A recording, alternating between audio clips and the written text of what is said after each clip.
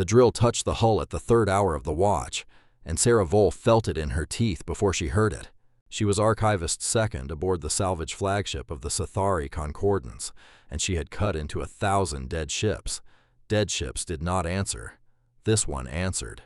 The moment the cutting head bit through the outer plating, a voice came up out of the wreck. Not an alarm, not a warning.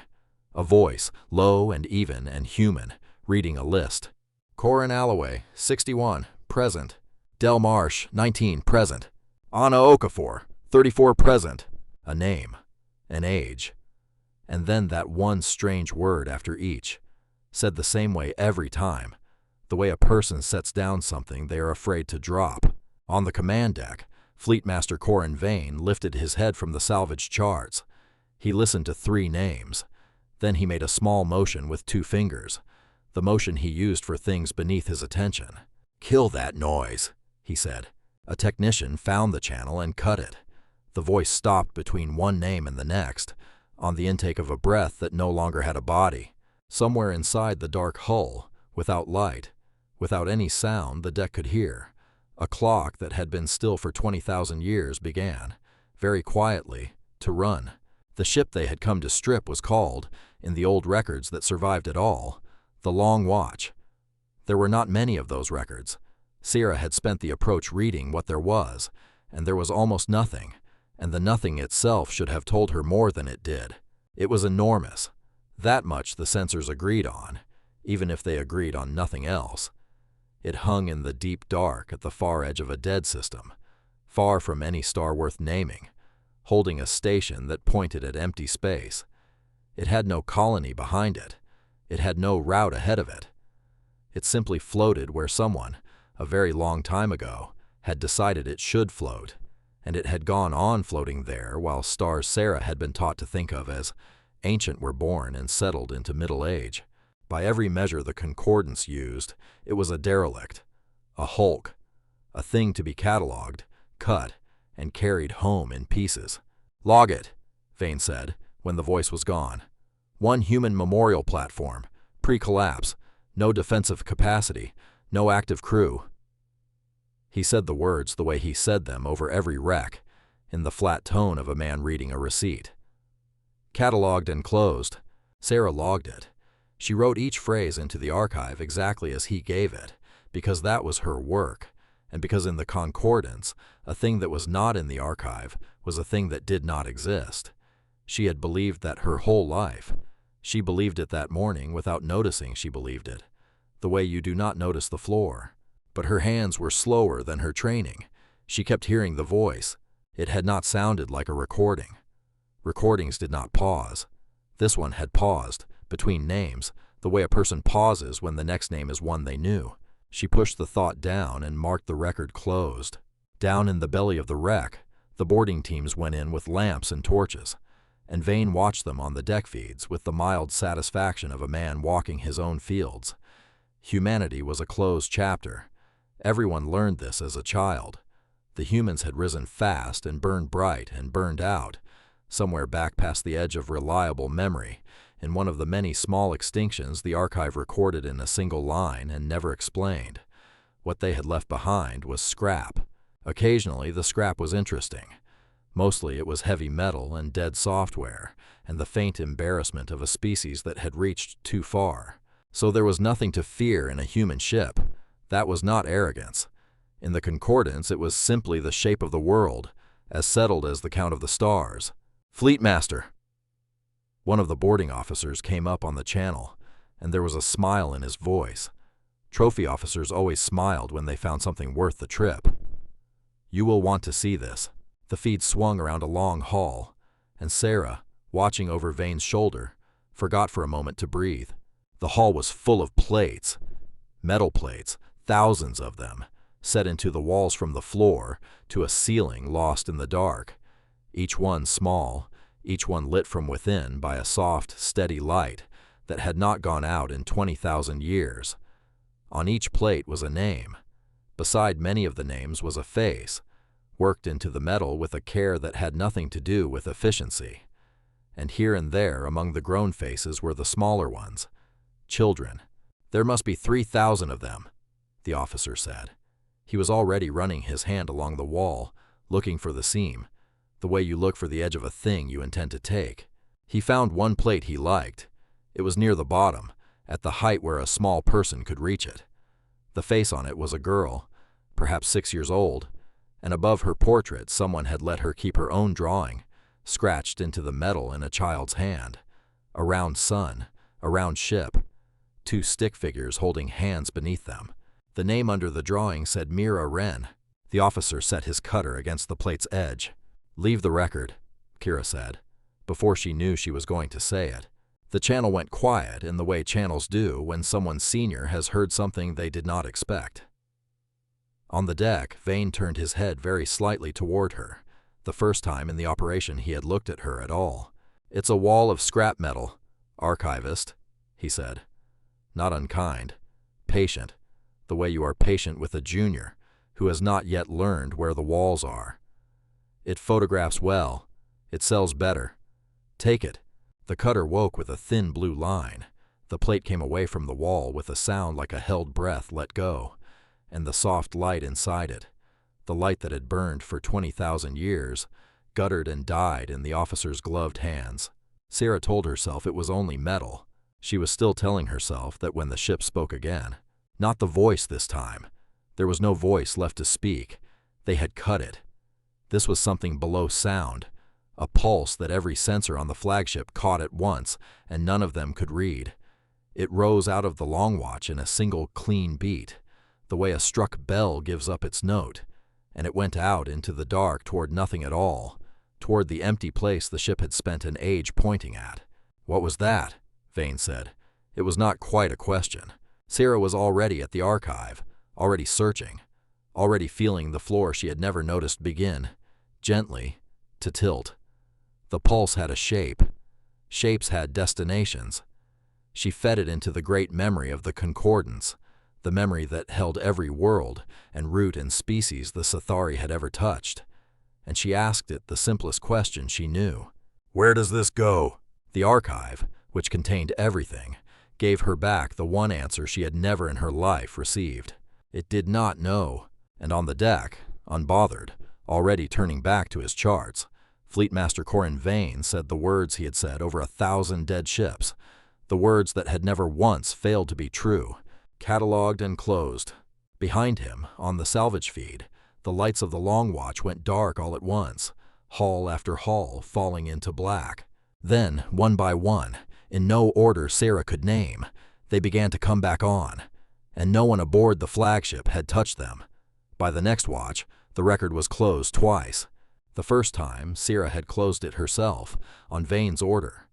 The second time it was closed above her, at Prime Registry, where First Registrar Oshun Dale reviewed the salvage log the way she reviewed 400 logs a cycle, with the speed of long practice and the patience of none. The report reached her stripped to its bones. One human memorial platform. Pre-collapse. No defensive capacity. One anomalous emission of unknown vector. Non-hostile, non-repeating. A trophy recovery in progress. A junior archivist's note flagging the emission as unresolved. Oshun Dale read the junior archivist's note last, and she read it the way a tired administrator reads a request for more time. She struck it. An emission that went nowhere the archive knew was, by the plain logic of the archive, an emission that went nowhere at all. A thing with no destination on file had no destination. That was not a guess. That was the meaning of the word. She marked the file resolved and moved it into the closed stacks, where 20,000 years of settled matters lay in their perfect order. "Catalogued and closed," she said, to no one, and reached for the next. She would remember saying it. Later, when she had the leisure to remember anything, she would find that she remembered saying it very clearly, and that she could not for her life recall the file that came after. On the salvage flagship, the lights of the Long Watch would not stay dead. Sarah watched the feeds through the whole of that watch, because she could not make herself stop. The great ship was repairing itself. Not the way a wounded thing thrashes, the way a house wakes. Section by section, hull by hull, systems that had lain cold for an age. drew power from wells the boarding teams could not find and would not have understood, and came quietly back to life. None of it was a weapon. That was the part she could not fit into any shape she owned. She had boarded ships that fought back. She knew the ugly grammar of it, the sudden heat, the sealed doors, the turrets waking with a whine. The Long Watch did none of this. It did not close a single door on the men walking its halls. It did not raise so much as a field against the cutters still peeling trophies off its walls. It only, everywhere, in every restored hall, resumed doing the one thing it had been built to do. It read the names. The voice they had silenced could not come back. But the ship had more than one voice, and now they all spoke at once, low and even, out of every restored compartment, 1,000 quiet human voices reading a list that never seemed to reach its end.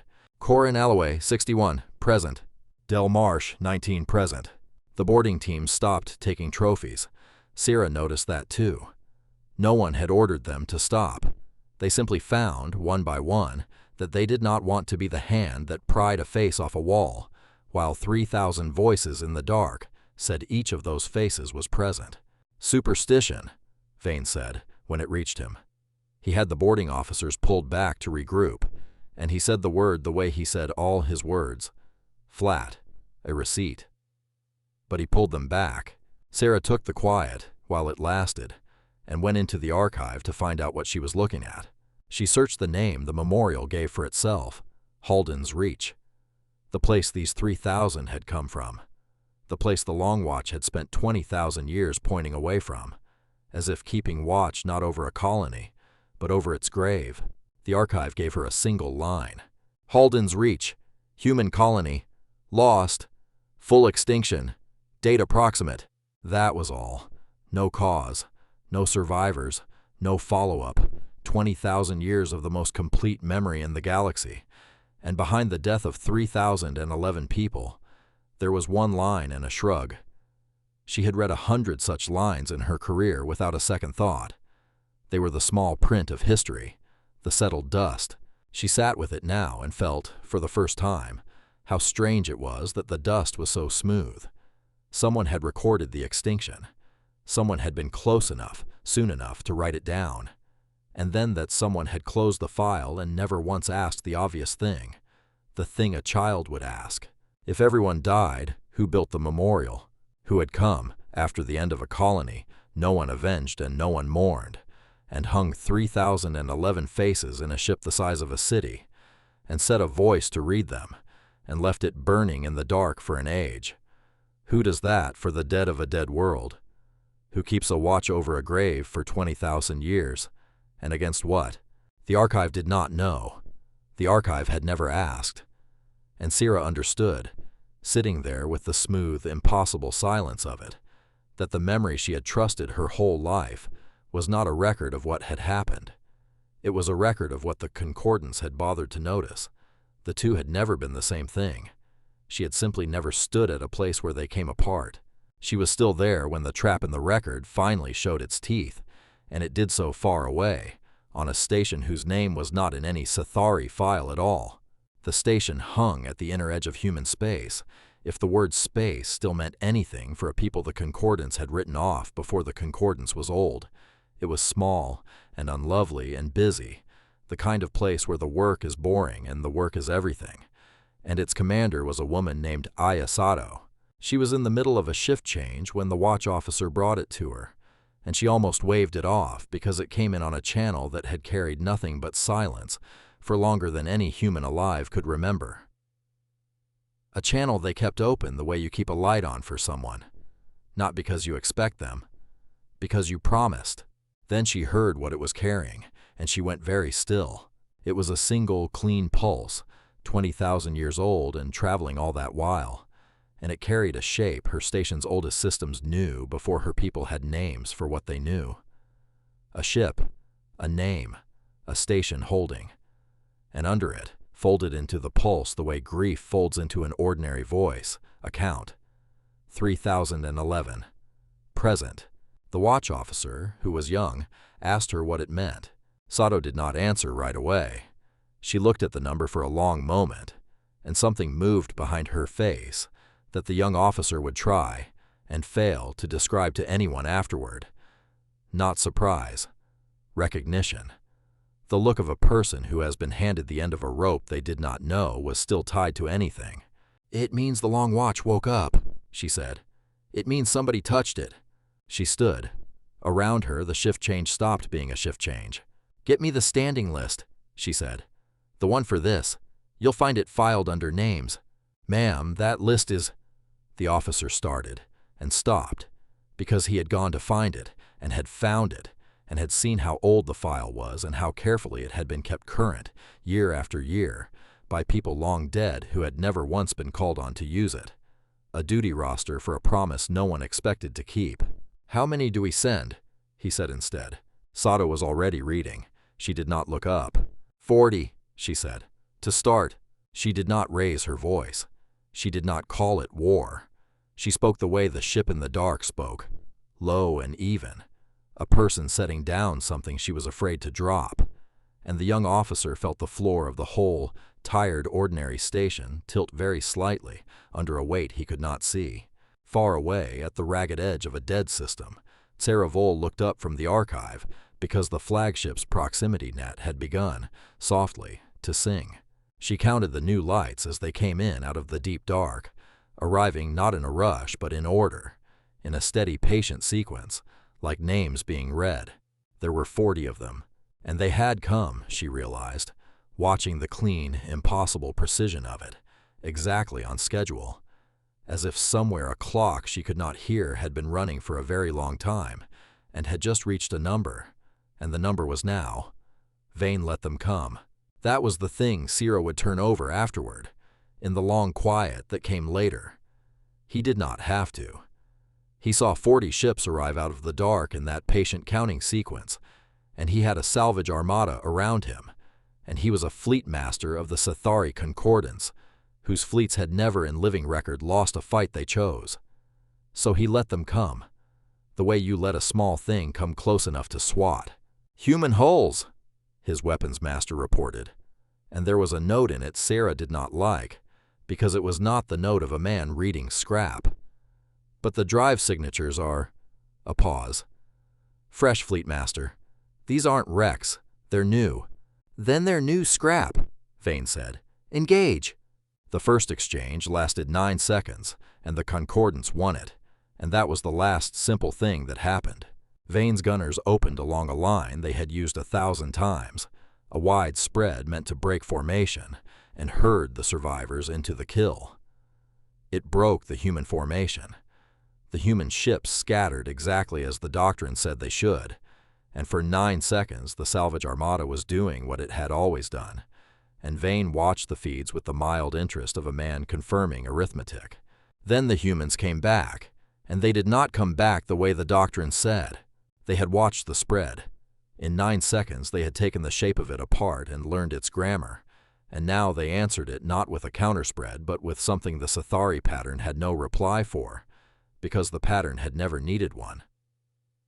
Sarah, at her station, watched the weapons master's board fill with corrections that could not keep up. Every time the gunners adjusted, the humans had already adjusted to the adjustment. Not faster, that she could have understood. Sooner, as if they were fighting the Concordance's next idea instead of its current one. "They're reading us," the weapons master said. He sounded like a man describing a thing he had been assured could not happen. "Everyone reads us," Vane said. "It doesn't help them. Tighten the line." They tightened the line. The humans took the tightened line apart in a single cycle and gave it back to them inside out. A salvage cruiser lost its main drive, cleanly, surgically, and drifted out of the fight untouched in any other place, its crew alive and blind and useless. Then another. The humans were not killing the armada. Sarah saw it before anyone said it, and the seeing of it frightened her more than losses would have. They were switching it off, ship by ship. They reached into the Sathari fleet and turned pieces of it dark, and left the pieces floating there, whole and helpless, so that Vane could look at them. It was not a battle. It was a demonstration, run at a patience that had nothing to prove and all the time in the world. And through all of it, on every human channel the flagship could hear, Under the gunnery and the drive noise and the flat human chatter of a crew at work, the names went on. Corin Alloway, 61, present. Del Marsh, 19, present. They were reading the list into the fight. Sarah understood, listening, that this was not a war cry. A war cry is for the enemy. This was not for Vane at all. The humans were simply keeping the promise they had come to keep, and the fight was a thing that happened to be occurring in the same place at the same time, and mattered to them less. Then a single channel opened, and a woman's voice came across the deck, and it was so calm that the deck went quiet to hear it. Sathari flagship. This is Commander Ayasato of the Ardent. No rank display, no threat posture, none of the ritual the concordance used to measure an enemy's seriousness. Just a person speaking. You boarded a memorial. You took things off its walls. I want them back. All of them. The plate near the floor, the girl's plate, and the voice you cut. On the deck, Vane almost smiled. Sarah saw it.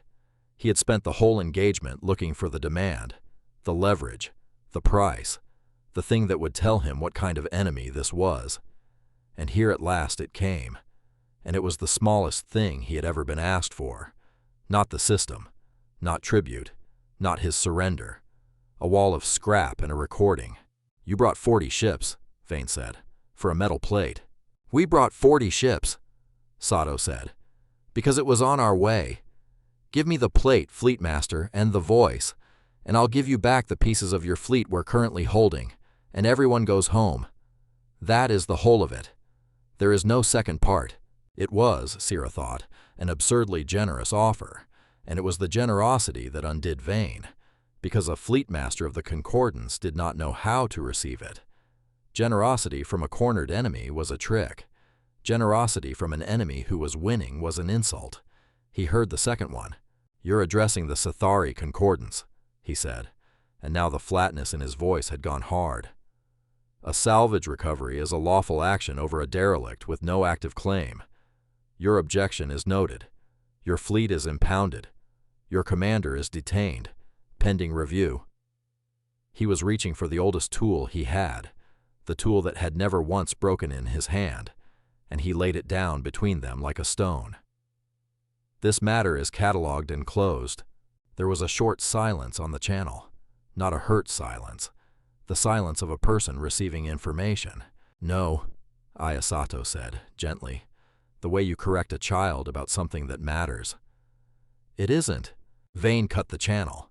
He ordered the impound, ordered the boarding, ordered his line to close on the 40 human ships and take them, and his crew moved to obey with the smooth speed of long training. And for a moment the deck had the shape of a fleet that was still winning. Sarah did not move to obey. She was looking at something she could not stop looking at. She had pulled the drive readings off the human ships, all 40, meaning to catalog them, because that was still, absurdly, her job. And the readings were telling her the thing the weapons master had said, and none of them had believed. These ships were new, not refitted, not preserved, not woken like the Long Watch from some hidden reserve. New. Their hulls carried the faint chemical signature of yards that had finished them recently, and the yards had finished all 40 in a span so short that Sarah ran the number 3 times, because the first 2 answers could not be right. The humans had built this fleet after they received the pulse. After. In the days it had taken the Concordance to salvage 1 wreck and file 1 report and close 1 record, humanity had heard a promise come due, and had built 40 warships to keep it, and had built them the way another people might scramble a patrol. That was when Sarah understood what she was looking at, and why the archive had only 1 line for Halden's reach, and why a species written off as extinct had a standing list, filed under names, kept current for 20,000 years against exactly this day.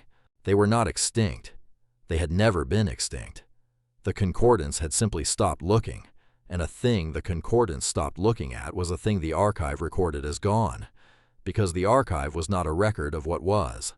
It was a record of what the Sathari had bothered to see. And while the Concordance was not looking, humanity had gone on doing the one thing the readings now screamed at her, in a language she finally understood. They had gone on building.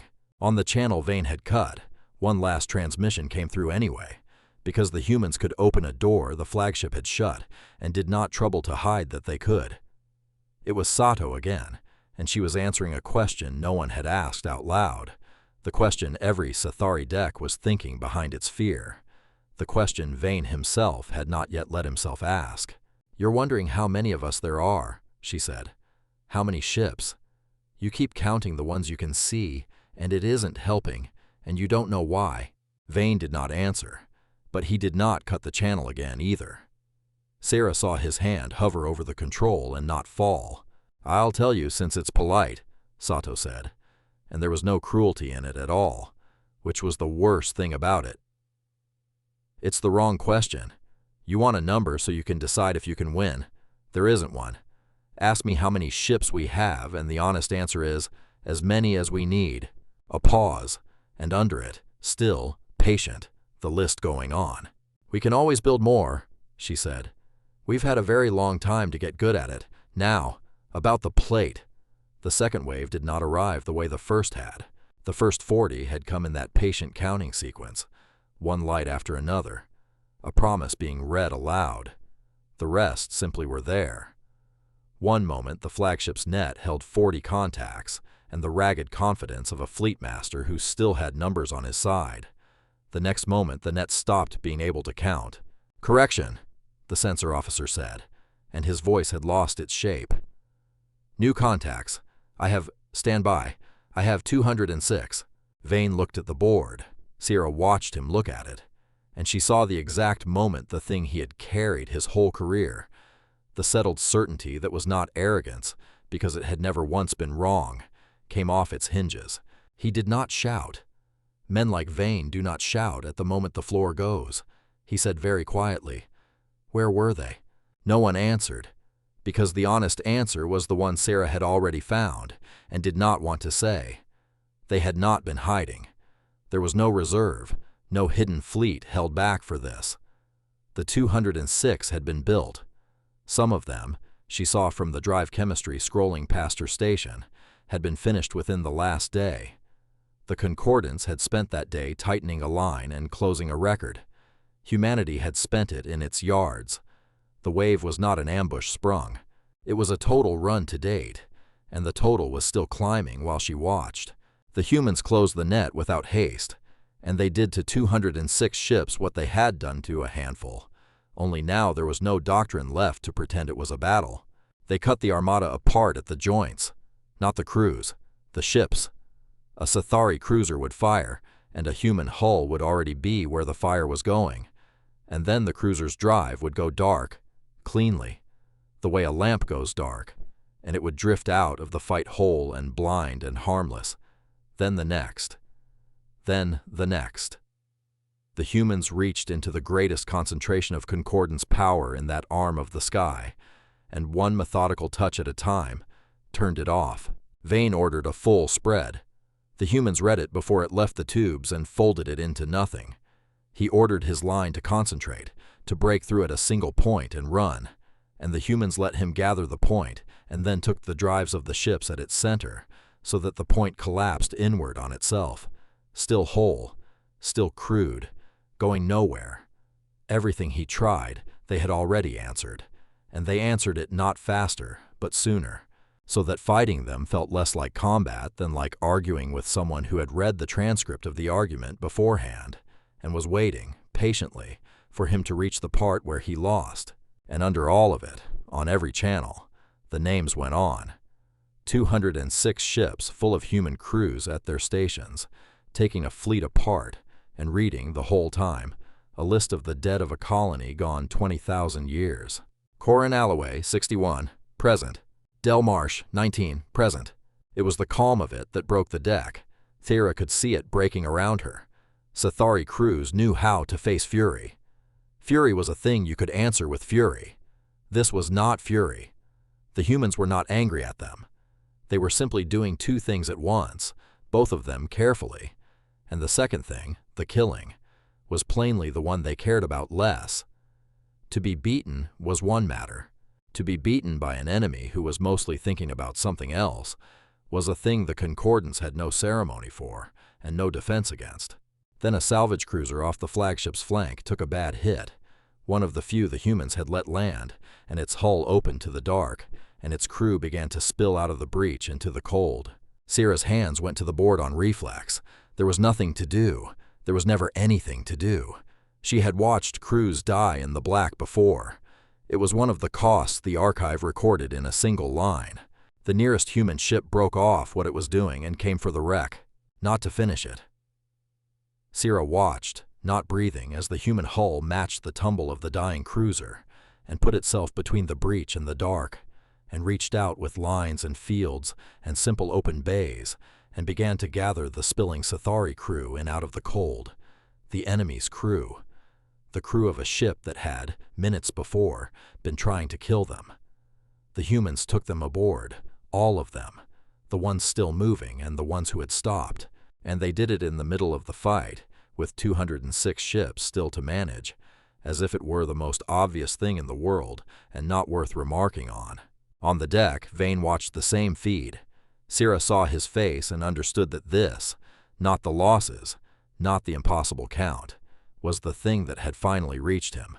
A commander can lose to a stronger enemy and keep his shape. Vane was watching an enemy who was stronger and winning and could have let his people die and lost nothing by it, and who was instead spending effort in the middle of a victory to carry Sathari crews out of the cold, because it meant the humans had never, at any point, been trying as hard as they could. It meant there was a distance between what they were doing and what they were able to do, and the distance was where the mercy lived. And Vane, looking at it, finally understood that he had spent the whole engagement inside that distance without knowing it, and that it had never once been his to control. "Fleet Master," the sensor officer said, into the quiet, and his voice had gone to almost nothing. "The count, it's still going up." Vane did not ask by how much. He had stopped, Sierra saw, being able to want the number, and on the channel he had never managed to fully close. Aya Sato's voice came again, unhurried, into the deck's silence. "You can stop now," she said. "Whenever you're ready. We're not in a hurry. We have the one thing we came for still to do, and it'll keep." A pause, and then, gently, almost kind, "Tell me when you'd like it to end." Vane told them when. He did it the only way a fleet master of the Concordance could, which was without words. He simply stopped giving orders. The line he had been trying to hold stopped being told to hold, and it came apart the rest of the way on its own, and the deck went quiet with the particular quiet of a fight that one side has decided is over, and the other side never quite agreed to have. Aya Sato accepted the silence as an answer. The human ships stopped switching off Sathari drives. They did not press the advantage into slaughter. They simply held, 206 of them, in a loose sphere around a fleet they had rendered blind and whole, and waited, patient as the ship in the dark. Sarah was still watching her own board, and so she was the one who saw the count move the last time. "Sensor," she said, and her voice did not sound like hers. "Confirm the contact total." He confirmed it. He confirmed it twice, the way she had confirmed the drive chemistry, because the first number could not be right. 206 had become 844, and it had done so quietly, off the edges of the engagement, while everyone still able to look was looking at the mercy in the middle. The new hulls were not reinforcements summoned from somewhere. Sarah checked. She made herself check. Their yard signatures were fresh, all of them, finished across the span of this single action, arriving not to fight, because there was nothing left to fight, but simply because they had been built and there was somewhere to be. That was the true shape of it, and she saw it whole at last. It had never been a fleet. A fleet was a thing with a number, a thing you could face by being larger. This was a capacity. As long as there were yards and there were names to keep, the number would go on climbing, past 800, past whatever came after, for exactly as long as it needed to, and not one ship longer. Ask how many they had, and the honest answer was the one Sato had given, and it had not been a threat. It had been arithmetic. As many as we need. We can always build more. The Concordance had spent 20,000 years believing humanity was a closed chapter in the archive. Humanity had spent the same 20,000 years in its yards, getting better at the one thing that made the belief a fatal one, and no one had been watching, because a thing the Sathari stopped looking at was a thing the archive recorded as gone. The humans went to the Long Watch. A single ship, the Ardent, came in alongside the great dark memorial and put a boarding party aboard it, and Sierra watched them go in on the salvage feeds the Concordance had never troubled to switch off. They did not come as salvagers. They came the way you come into a house where someone has died. They found the Hall of Plates, still lit, still reading itself aloud in 1,000 quiet voices, and they walked its length slowly, and none of them touched a face on the wall. They found the one empty socket, low down, at the height where a small person could reach, the place where a plate had been pried loose. Then they went back to the flagship and asked for it. They did not demand it. That was the thing that stayed with Sierra. 844 warships in the sky, a fleet blinded and held at their mercy, and a human officer came aboard the Sathari flagship under a plain flag and asked, quietly, whether he might please have back the plate that had been taken, and the voice core that had been cut, so that they could be put where they belonged. Sierra brought them herself. She did not wait to be ordered. She went and found the trophy officer's hall, and took from it the small plate with the child's drawing on it, the round sun and the round ship, and the two stick figures holding hands, and the name beneath, Mira Wren, and she carried it in her own 2 hands to the human at the airlock, because she found she could not bear for anyone else to be the one who handed it over. He took it from her with a care that made her throat tighten, and he thanked her, and he meant it, and that was somehow worse than any cruelty would have been. Ayasato came aboard last, alone, to stand in front of Fleetmaster Corin Vane. She could have ended him. Sarah understood that with total clarity, standing at the edge of the deck. Sato had the fleet, and the ships, and the yards behind the ships that would never stop, and every law of the moment on her side. She could have opened the flagship to the dark the way the salvage cruiser had opened. She could have carried the whole armada blind into human space, and let it be catalogued and closed in someone else's archive, and no one in the galaxy would have had the strength or the standing to write a second line about it. She looked at Vane for a long moment, and then she chose the thing that was harder, which was to let him live and understand it. "You came to rob a grave," she said, not loud, not for the crew, though the whole silent deck heard it, for him. "And we let you walk back out of it. Every one of you. The crews you saw us pull out of the cold are going home. Your fleet is going home. You are going home." A pause, and her voice did not harden, which was the most frightening thing about it. "Do not mistake that for weakness, Fleetmaster. There is a great deal of distance between what we did to you today and what we were able to do. All of it is mercy. Learn to see it." Vane, who had never in his career been given anything, did not know how to be given his life. He stood in the wreckage of every certainty he had, and he said nothing, because there was nothing left in him that the moment had a use for. Sato turned to go. At the airlock she stopped and looked back, and there was something in her face now that had not been there before, something that had been waiting, patient, under all the calm, for the fight to be finished so it could finally be the only thing in the room.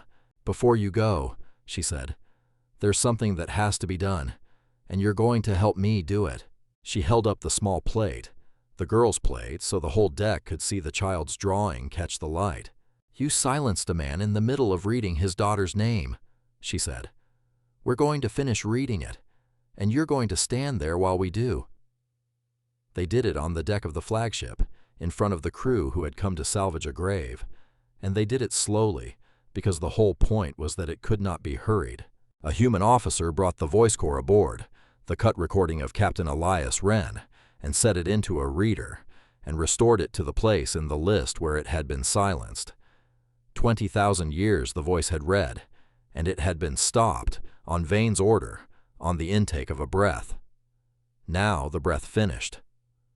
The voice came back into the room, low and even, a man reading names in the dark, and it took up exactly where it had been made to stop, as if no time had passed at all, because for the voice no time had. Naomi Halden, 40, present. Josiah Kite, 28, present. Sarah had heard the names for a full day now, in the fight and out of it, until they had almost stopped being words. They did not stop being words now. In the silence of the deck, with the crew standing still and no gunnery to bury them under, each one landed. A person, an age, and that one strange word after, the word she finally understood, because she had watched the humans build a fleet to say it and mean it. Present, not gone, not catalogued, not closed. Here, accounted for, held, the voice read, and the deck listened, and no one gave the order to make it stop, because the man with the authority to give that order had given it once already and was standing now where he could not take it back. It read for a long time, and then it came to the place near the end where the list turns, as every such list turns, to the ones who were small, and the voice, 20,000 years old and steady the whole way, did the thing it had done at each of these names since the beginning. It slowed. Arya Sun, 9, present. Thomas Ivar, 7, present. And then it reached the name the voice had been reading toward across an age. And it stopped, because this was the plate that had been taken, and the man who had recorded it was not there to say it. He had recorded all 3011, every neighbor and stranger, and he had put his own daughter in her right place in the order and not at the front, because she was one of the lost, and not more than the lost. And he had meant to read her name the same as all the rest. He had not been given the chance. The list, restored, arrived at Mira Wren, and had no voice for her. Ayasato turned to Fleetmaster Corin Vane. "You cut him off before he could reach her," she said. "So you'll read her. You took her off the wall, you'll put her back with your own voice, and then this is done." It was not a punishment, and that was what made it unbearable to watch. There was no cruelty in it. Sato did not raise her voice or lay a hand on him. She held out the small plate with the child's drawing, the round sun and the round ship, and the two figures holding hands, and she waited, and the whole deck of the Sithari Concordance waited with her. And Vane understood, as Sira understood watching him, that there was no version of this he could refuse that would leave him anything to be. He took the plate. His hands, Sira saw, were not steady. This was the man whose certainty had never once been wrong, who had said catalogued and closed over 1,000 dead ships and been right every time, and he stood holding a child's grave marker and could not make the certainty come. He read the name. "Mira Wren," he said. His voice was rough and low and nothing like the recorded voice, and it did not matter, because the words were the same words. 6 years old, and then he stopped, because he did not know the last part, the part that was not on the plate, the part that was the whole of it. Sato said it for him, quietly, once, so he could hear how it went. "Present," she said. Vane closed his eyes. "Present," he said. Something went out of the deck then, some last held breath of the thing the Concordance had been when it arrived, the certainty that a dead species was a closed matter and a memorial was scrap, and the archive was the same as the truth. It did not come back. The human officer took the plate from Vane's hands, gently, and carried it away to be put back on its wall, low down, at the height where a small person could reach it, and the light inside it, the light that had gone dark in a salvager's glove, was already coming back on. The voice read on. It finished the small ones, and it finished the list, and it came at last to the end of the 3011, and there was a silence after the final name that was not empty. It was the silence of a thing completed. 20,000 years, and the account had been read to its close, every name present, none left out, the promise kept. Sarah thought it was over. She thought that was the reckoning, and it was almost enough to break her, and she was wrong, because the humans were not finished. They had one more thing to do, and it was the thing that told her, finally, what they were. The voice did not stop. After the last of the dead, it drew a breath, and it began a new list. "This is a second account," Ayasato said, to the deck, to Vane, to the whole listening concordance. "It's short for now. It's the account of what was done here. The officer who pried a child's face off a wall to sell it. The registrar who read a note about an unknown signal and struck it because unknown meant nothing to her. The fleet master who heard a man reading names and called it noise. She let that sit. We keep both kinds of list. We always have. That's the part your archive never had a line for. You recorded us as extinct because you stopped looking, and while you weren't looking, we did the one thing that makes a people impossible to actually finish. She looked at Vane, and she said the thing that Sierra would carry out of that room and into the rest of her life, the thing that was not spoken as a threat and was more terrible than any threat, because it was simply true. You can kill humans, Ayasato said. You cannot close the account. There is always someone left who will come back to read the names. Kill those, and there will be others, and they will read those names too, and yours after them. That is what we are, not the ships. The ships are new every generation. What lasts is that we do not let go. You met a species today that keeps a watch over its dead for 20,000 years, and you decided it was scrap, and you cut into it. The ship was never the weapon, Fleet Master. The ship was the reminder. You've just met the thing it was reminding you of. And on Prime Registry, a great distance away, First Registrar Oshun Dale sat before the archive she had trusted her whole life and watched it change. She would say afterward that she felt it before she understood it, a wrongness in the order of things, the settled dust stirring. Then the reports began to arrive, and she pulled the file she had closed with her own hand, the file of one human memorial platform, pre-collapse, no defensive capacity, and she found that it would no longer close.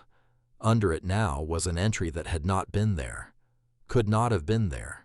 An entry the Concordance's own systems were accepting as authoritative, because it carried authorities the Concordance did not know it had granted. The humans had reached into the archive, not to break it, not to burn it, the way Oceandale would have burned theirs. They had done something quieter and worse. They had corrected it.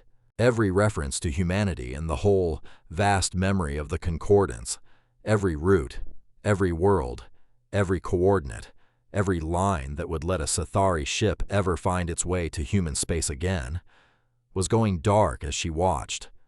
Not deleted, sealed, marked with a single new notation in the Concordance's own formal hand, so that any Sathari who came after and asked the archive where humanity was would receive one answer and understand exactly what it meant. Location withdrawn, by request of the party recorded. This matter is catalogued and closed. Oceandale read her own phrase turned back on her, the phrase she had said over the file that killed a fleet, and she understood, sitting alone before the memory of her people, that the humans had left the Concordance whole on purpose, alive, intact, and blind.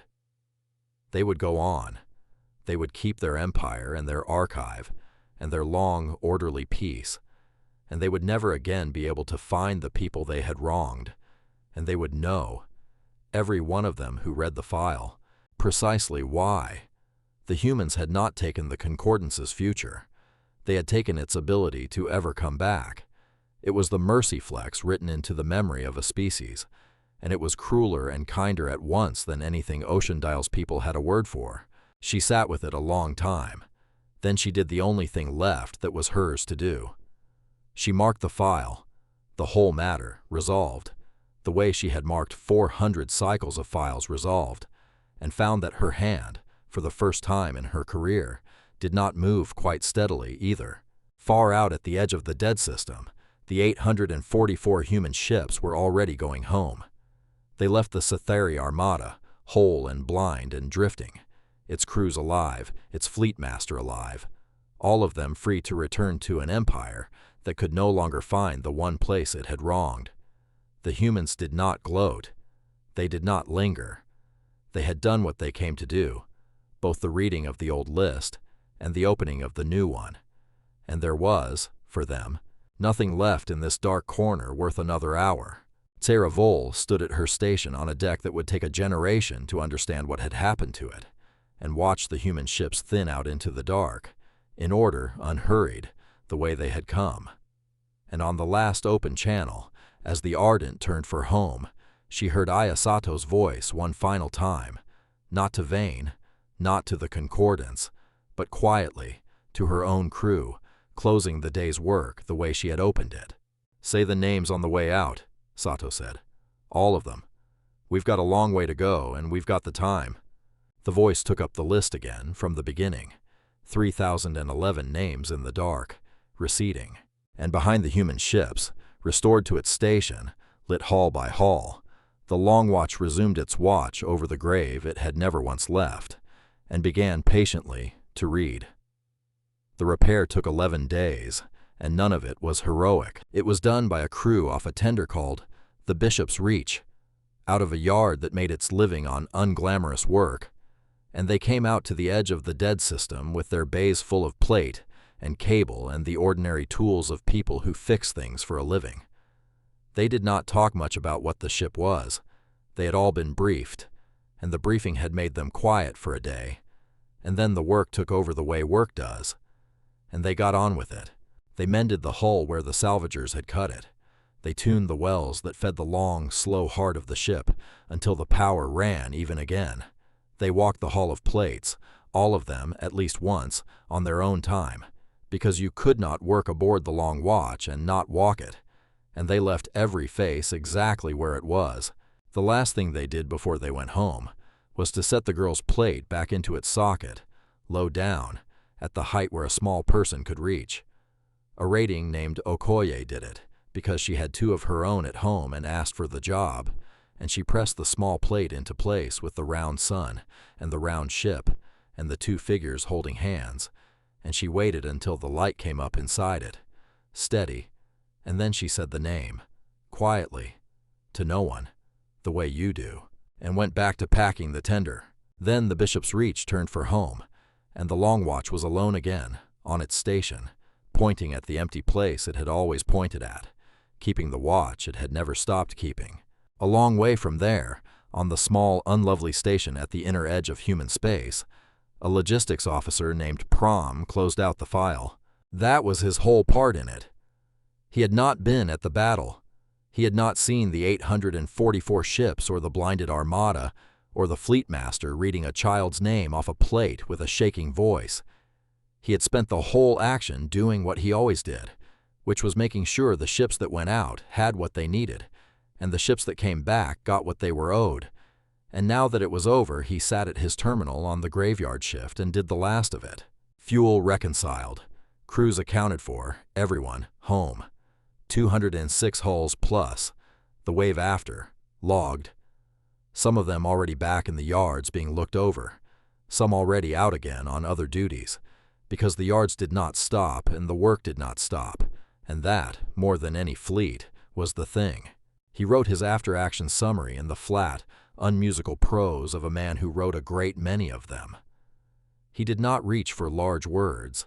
The event did not need them from him. He noted the standing list had been executed as written. He noted the recovery was complete. He noted the memorial was restored to station, and the account read in full. He closed the file.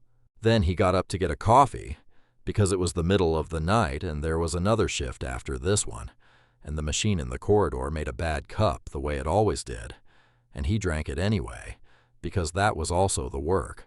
A younger crewman was on the same shift, knew enough that the last few days had not stopped seeming enormous to him, and he found Prom in the corridor with the bad coffee and asked the question the young always ask, the one they think is about ships and is really about something else. "The Long Watch," the crewman said. "How long does it keep going? I mean, it's 20,000 years already. When does it get to stop?" Prom thought about it. He was not a man given to speeches, and he did not make one now. "It stops when there's nobody left to read the names," he said. "That's the only thing that stops it." He drank the bad coffee. "So, never, probably. We've gotten pretty good at making sure there's always somebody left." The crewman turned that over. "Seems like a lot," he said, "for people who died 20,000 years ago, who nobody remembers." "Somebody remembers," Prom said. "That's the whole point of it. That's the only point of it." He did not say it heavily. He said it the way you state a fact about the schedule.